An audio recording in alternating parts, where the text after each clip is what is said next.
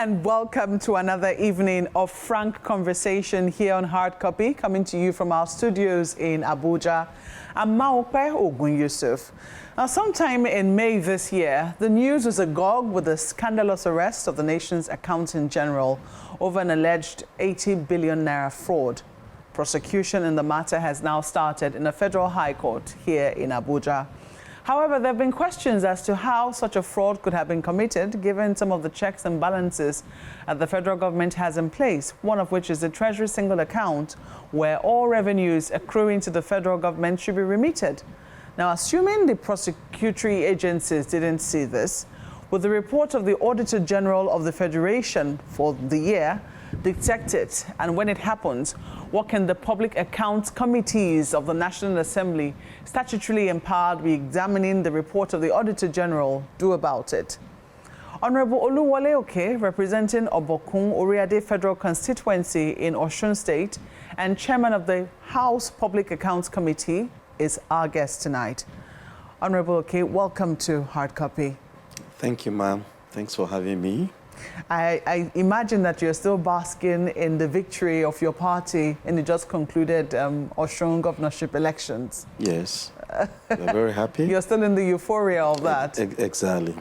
But let's come back now down, because I'm sure after you've had to do that, I mean, you've gone to fight that particular battle. I think there's still a question as to whether or not it will go to court or not. You have to come back to the National Assembly to do the work which you now have at hand, True. Which is presiding over the Public Accounts Committee. I don't know how this particular story hit you when you heard about this case against the Accountant General of the Federation. Did you think it was possible? I know it's been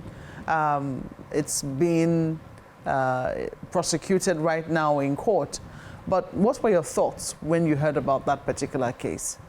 It was shocking. Shocking because the Auditor General of the Federation had laid his report pursuant to Section 85 of the Constitution of the Federal Republic of Nigeria up to 2019 financial year. Okay. We are yet to get that of 2020 and 2021. And when you see the issues raised surrounding the allegation made against the Accountant General of the Federation, they are likely to be embedded in the 2020-21 reports, which are not before the Parliament. Yes. But when you peruse the Auditor General position on the consolidated financial statement of the federal government, you will see a detailed report of some inadequacies. And the first person to invite to answer those queries is the Chief Accountant of the Federation. And it is his duty to appear and speak to those observations, which the Parliament, copied him. We wrote him a letter. We wrote to the office a letter, and then we asked him to come and defend the observations, the queries raised by the Auditor General of the Federation. I'm going to refer to this report, a 2018 report of the Auditor General, which SERAP did some work on. According to what they found, which they said the report said, they said over 105 billion naira was discovered in infractions. According to them, they said there were 6 cross-cutting issues in that. The areas were failure in remittances, irregularities in payment, irregularities in contract execution and payments, store items not taken on charge, unretired advances, and circumvention of the procurement process. I know that you also have some experience being the chairman of the procurement committee as well. I do not know if you have seen this particular report, but I imagine that you have, gone through the 2018 report of the Auditor General. So for the issues that are raised, what is the Public Accounts Committee able to do about it? Well, thank you very much.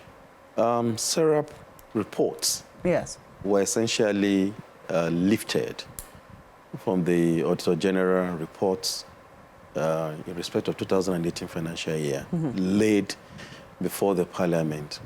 And those issues are actually in the report. And what we have done is to invite all the agencies involved because fair hearing is their constitutional rights, you know. And yes, as a Parliament, we also hold citizens duty of care, you know. So the fact that Auditor General observe or raise a query, you have to call the person involved to hear his own side of the story. And so they appear, and essentially, when it comes to revenue leakages, I will tell you for free that Section 4 gave the Parliament powers to make laws. But when those laws we make contravenes provision of the Constitution, of course, even a layman will tell you that the provision of the Constitution, you know, will supersede that of the acts of the Parliament. Ordinarily, when you read Section 162 of the Constitution, nobody should have any right to touch a dime. Without appropriation? No, without a fund, first of all, eating the Federation account. Okay. And Section 8081 states clearly that you can only touch a kobo, a dime, from the Treasury, except in a manner prescribed by the Parliament. So those laws are very clear. But you see agencies, you know, violating these provisions. In many instances, we recognize the problems, but we're unable to, you know, enact the solutions that we think could work. Is it that the Constitution is being over-ambitious and overreaching in terms of what it intends, or is it that we have not been able to really pull all the agencies of government that ought to remit to that account to remit to it? To me, the crafters of our Constitution did well. And over years, particularly in the 8th and the 9th Assembly, there are improvements. The Finance Committee of the House is proactive. They are now working to ensure that virtually all the MDAs remit what comes into their purse before, you know, they can now spend based on provisions of Appropriation Act. So what do you make of the report of this 2018 report of the Auditor General that, you know, lists this 6 cross-cutting issues? Is there anything that you're able to do about it? Yes, we summoned all the agencies, but the problem the Parliament is facing is that some of the agencies will write you 2, 3, 4, 5 times, give you no excuses or the other. And you're not able to summon them? You're not able to... you summon them. They list what the rules of the House and the Constitution do is that you can issue warrant of arrest and arrest them, right? But, you know, the Parliament is also, it's like a quasi-judicial body. So when the Auditor General approach the Parliament, we invite you.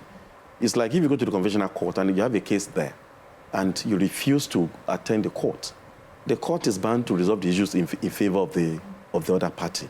So rather than embarking on, you know, name-calling, dropping people, we will give you an opportunity to appear, to speak to the issues by the Auditor General 2, 3 times, and you fail to show up. We'll resolve the issues in favor of the Auditor General. Because Auditor General comes with a prayer. You see that he's asking you, the CEO, to refund certain money or to be sanctioned for gross misconduct. Does that often happen? When that happens, do the agencies involved remit money? You know, our duty, and these are the issues we really need to address. Our own job is that we consider the reports of the Auditor General. The committee lays its reports before the House in the plenary. The House takes position. But the unfortunate side of the story is that you send the reports back to the same executive. And that is why we are proposing, I brought a bill to set up public account tribunal. Don't forget that the executive appoints Auditor General. Federal Civil Service Commission, an executive body. Due process, who becomes the Auditor General.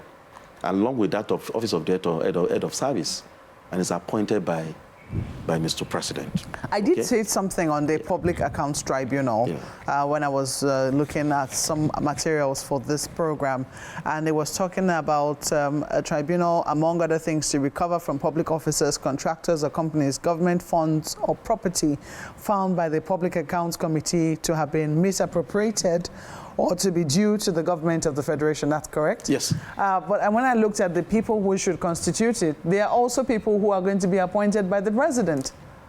With confirmation of the Parliament. How does that make a difference? No, at the end of the day, they are back under the purview of the executive. You know, sometimes when you have the Parliament confirmation of your appointment, then you are independent. You fear no, because you have a guaranteed tenure of office, then you can act without fear or favor. Let's look at how that has worked with the CCT, for instance. The CCT and the CCB, I think that there has also been, some mix-up as to where they should fall.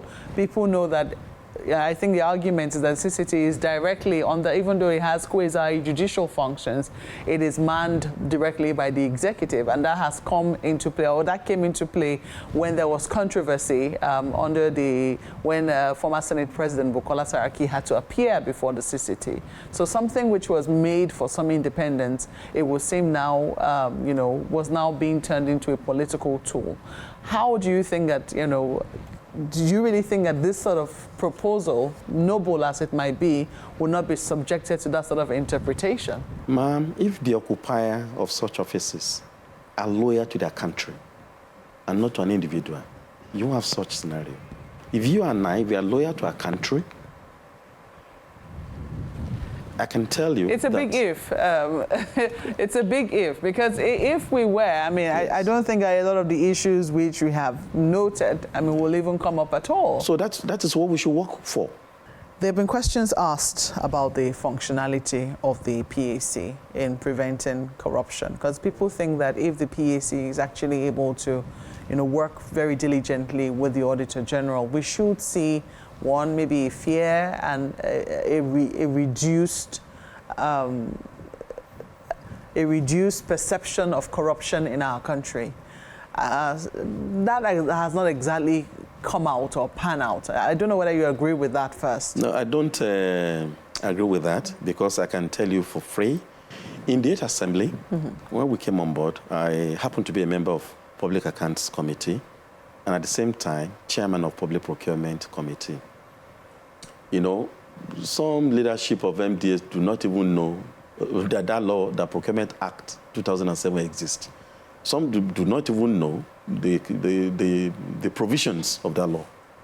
But myself and my colleagues, when we began work, we put them on the spot, and they began to now appreciate that this law is a very serious law, and that if you violate any of its provisions, it's 10 years imprisonment. And so everybody began to sit tight.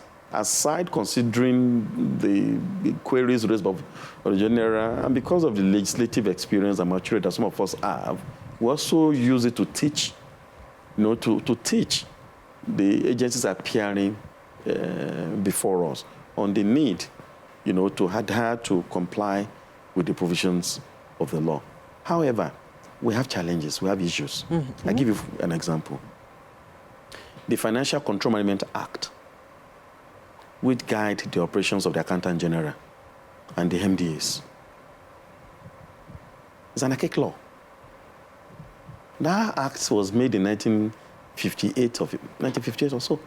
It's an old law. And in the 8th Assembly, under the leadership of Speaker Dogara, we tried as much as possible to evolve a new audit bill. But? Yes, we passed the bill, both the Senate and the House. We passed the bill. It was sent to the executive. But Mr. President declined assent. Why wasn't it overridden? You also have to look at the timing. By the time Mr. President will return the bill back to us, the 8th Assembly was almost... It didn't come up again in the... No, in the 9th Assembly, yes. We resuscitated the bill. But this time around, we are being very careful because we really want to know the reasons why Mr. President declined assent. And so our committee, that of Auditor General and the Attorney General, we are meeting to find out, because the law is for the good governance of this country.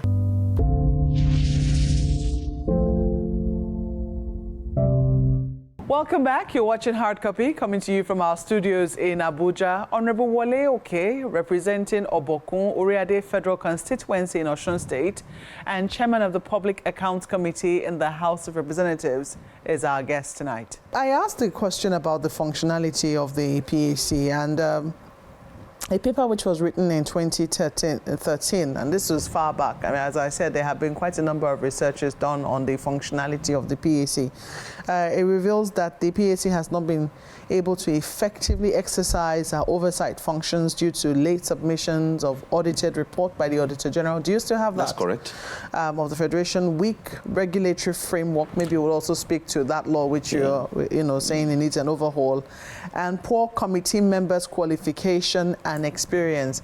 I know that the House of Reps, a standing order stipulates that 40 members of the Public Accounts Committee cannot be peopled by more than 40 people in the House of Representatives. I don't know whether the Senate has any specification on that. But then when you look at the composition, I know that you have a financial background, but when you look at the qualification of your other members, is this being taken into cognizance with the appointment of people into the Public Accounts Committee? Yes. Each state of the Federation is represented on PAC. And upon inauguration, even part of documentation is that you submit your resume, in your CV, your qualification, you present them to Mr. Speaker, and is guided in particularly a standing committee of PAC nature. I tell you that in the 7th Assembly, PAC was chaired by Senator Solomon Adeola. He's a fellow of Charter Institute of Accountants. In the 8th Assembly, we had Barrister Kingsley Chinda, a very seasoned lawyer, right? And of course, in the 9th Assembly, my humble self. So I can tell you that my experience is that you have competent people. So those are the chairmen? Ma'am, there are even members. Yes. You see, when you are evaluating financial records, you need to have some other professionals, aside people who are competent in financial or legal matters. You need a QS. You need an engineer. But the issue that you raised, which I also want to agree with, is that the Auditor General face a very serious challenge coming from the Accountant General. The Accountant General is the major problem that we have, because they render returns accounts late. I tell you, for example, BPE, Bureau for Public Enterprise. The last time that agency rendered account was 2016. When we're in 2020. We're in 2022. So he has not rendered account for 2017, 18, 19, 20, 21. And so you have somebody whom Mr. President invited, please come and help me to work. Come and help me to run this agency. Hi, Mr. President. Pursuant to the provision of the Constitution, I go to the Parliament. I lay my budget. So if I now appoint somebody to be my lieutenant to run an agency, and that person has taken taxpayers' money, and he has refused to render accounts from 2016. Yesterday, the Auditor General gave us a status report. 2017, 18, 19, 20, 21. He has not rendered returns. So what is the justification of keeping such a person to man such agency? And you have so many agencies like that. So the defense of Accountant General, when Auditor General raised the query about non-submission of consolidated financial statement as at when due, the defense of the Accountant General is that he has no time band, he has no time limit in the 1958 law to render the accounts. That's a very serious lacuna. And that is actually the major, ma'am, is it not funny? So how do you now trust the MTF report presented by Mr. President? How do you now trust even our budget itself when some agencies have not rendered returns? But let me quickly, to talk about your committee again. I wanted to ask if you, because I was looking at another committee, of similar nature in the UK. That's the remit of the Public Accounts Committee in the UK, which talks about the committee scrutinizing value for money, the economy, efficiency, effectiveness of public spending, and generally holds government and the civil servants to account for the delivery of public services. It also goes on to say that the committee looks at how rather than why public money has been spent and does not examine the merits of government policy. Is that the same thing for your own? It is. So you don't look at the why as well? No, we do. Because, you see, aside financial... You don't differentiate between the how and the why? We do. Okay. Because, you see, that's what we call financial accounting. Mm-hmm. Financial accounting simply tells you 2 + 2 is 4. Then you have performance audit. You have project audit. You have environmental audit. So it's when you consider all this together that the issues you are raising, come out. But to do so, ma'am, so expensive. The reason I ask this is because, in recent times, we've now had many issues bedeviling our country. The cost of living has risen astronomically. We have a security crisis on our hands. The economy, we also understand, is hemorrhaging. So, and the government of the day talks about how they have been able to support the security agencies with all that they ask for. So there are questions as to if money is being spent on security, how are we ensuring that we're getting value for money? Is that being covered by audit? Is the Auditor General allowed to audit the accounts of the security agencies? One, how much scrutiny is the Public Accounts Committee able to give to that when eventually it is done? There's no, when you look at, if you study Section 85 of the Constitution of the Federal Republic of Nigeria, you see the mandate of the Auditor General. The Auditor General has no restriction.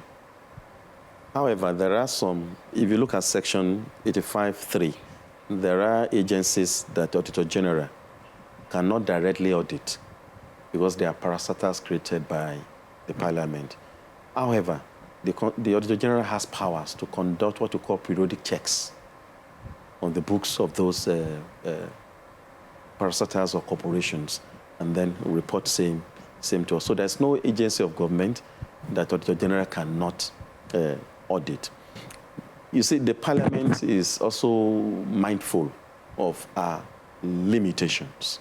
There are security outfits like DIA, SSS, Security Services, and I think NIA. These are agencies that, by provision of the Constitution, you can also tamper with the law setting them up. And because of the sensitive nature of their work, they are not agencies to bring to the market square. Yes, we review the activities. If there are gaps or shortcomings, we escalate them to these agencies. So there's no agencies that Auditor General cannot. So that's understandable. But with regards to, when I talk about, even though it's a good thing that we have this explanation there, yes, but in general, I think the military, yes, that needs quite a number of equipment. The police needs equipment to work. NSCDC, they need equipment to work. Yes. People have been asking questions as to, are these equipment really being bought? If they are, why is it that we're yet to really feel the impact of the equipment that have been bought or the effectiveness of our security agencies, given where given our current circumstances? You see, the truth of the matter is that we don't have enough money. I just wanted to know that you have been able to look through the reports, the audited reports of our military and our police agencies. Yes. You have been able to... The Auditor General, yes, for example, Nigerian Police Force, the Auditor General brought a report and talking about certain harms missing and all that. And we are looking into it, right? But that of the military, we do not have any report from the Auditor General on that of the military, civil defense, and other paramilitary institutions. But you see, we have standing committees of the House. We have committee on on Army, Navy, Air Force, Defense, Customs, Interior.